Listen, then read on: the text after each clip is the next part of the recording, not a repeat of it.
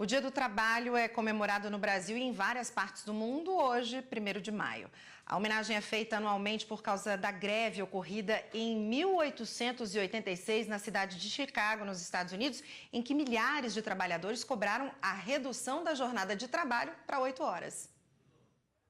Aqui no Brasil, o Dia do Trabalho é comemorado desde 1895.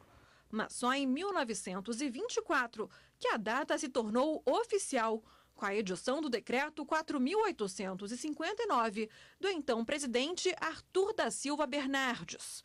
Foi esse decreto que estabeleceu a data como feriado nacional. Nas décadas de 1930 e 1940, o presidente Getúlio Vargas passou a utilizar a data para divulgar a criação de leis e benefícios trabalhistas. Em 1º de maio de 1939, foi criada a Justiça do Trabalho, destinada a resolver questões judiciais relacionadas especificamente às relações de trabalho e aos direitos dos trabalhadores. Na mesma data, no ano seguinte, foi instituído o salário mínimo, criado para suprir as necessidades básicas de uma família, como moradia, alimentação, saúde, vestuário, educação e lazer. No dia 1º de maio de 1943, foi criada a Consolidação das Leis do Trabalho, que unificou as legislações trabalhistas existentes no Brasil. A CLT trata de temas como identificação profissional, jornada de trabalho, férias e segurança. Em 74 anos de existência, a lei passou por várias modificações. Mais de 85% dos seus 922 artigos já foram alterados. Atualmente está em discussão no Congresso Nacional a reforma trabalhista, que, se aprovada, vai modificar a CLT em pelo menos 100 pontos. A reforma foi aprovada pela Câmara dos Deputados e segue agora para o Senado. Pois é, a gente volta a falar ao vivo agora com a repórter Ana Paula Ergang, que tem mais detalhes. Ana, é com você.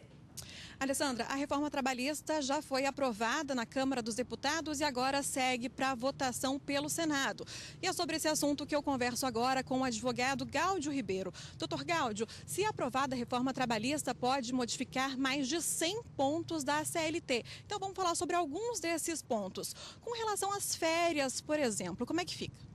Bom, entre outros assuntos, a reforma trabalhista estabelece uma série de alterações a respeito de jornada de trabalho. No tocante às férias, especificamente, o principal destaque é a possibilidade de fracionamento do período de férias em até 3 vezes, desde que um desses períodos não seja inferior a 15 dias. E a jornada de trabalho agora vai poder ser maior do que 8 horas? Quanto à jornada de trabalho, há também vários pontos específicos, entre os quais a possibilidade de ampliação da jornada de 8 horas para 12, mediante compensação, o que hoje a jurisprudência do TST só autoriza se houver negociação coletiva ou previsão expressa na lei. Não é? Em relação ao intervalo entre a jornada, dentro da jornada de trabalho, também haverá a possibilidade de redução, mediante mútuo consentimento. E sobre a contribuição sindical, ela pode deixar de ser obrigatória, é isso, doutor? Essa tem sido das principais questões e diria uma das mais polêmicas, que é o fim do chamado imposto sindical. As contribuições sindicais não deixarão de existir, mas serão facultativas. Isso que o trabalhador hoje contribui com um dia do seu salário passará a ser uma faculdade para ele. Então, não haverá mais uma imposição, que era o que ocorria antes. Será franqueada liberdade nesse aspecto. Há poucos dias foi aprovada uma nova lei de terceirização, né? E também essa reforma trabalhista não deixou a terceirização de fora. Vem complementar? Então, a Lei 13.429, que acaba de ser aprovada, alterou a Lei 6.019, que trata do trabalho temporário, e aproveitou para introduzir alguns dispositivos sobre a terceirização. Esses dispositivos, entretanto, não esclareceram alguns aspectos.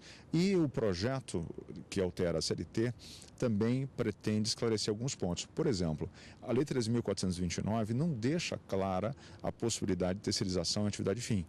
E esse projeto esclarece que seria perfeitamente possível isso, nos termos em que ele atualmente se encontra. A reforma trabalhista também fala sobre a rescisão, né, do trabalho e dispõe sobre uma nova forma de rescisão. Que forma seria essa, doutor? Essa é uma inovação muito interessante que, de alguma maneira, corresponde ao que outros países já admitem. É a famosa possibilidade do distrato. Então, o mesmo encontro de vontades que contribui para que o contrato de trabalho surja, poderia contribuir para que ele desaparecesse. Ou seja, as partes poderiam negociar a rescisão. Esse mútuo acordo, esse mútuo consentimento, poderia levar à ruptura do contrato com uma redução do aviso prévio indenizado pela metade, a redução da multa de 40% para 20%, além da liberação de 80% dos valores dos depósitos efetuados a título de FGTS. Ok, muito obrigada, doutor Gáudio, pelos esclarecimentos. Alessandra, volto com você.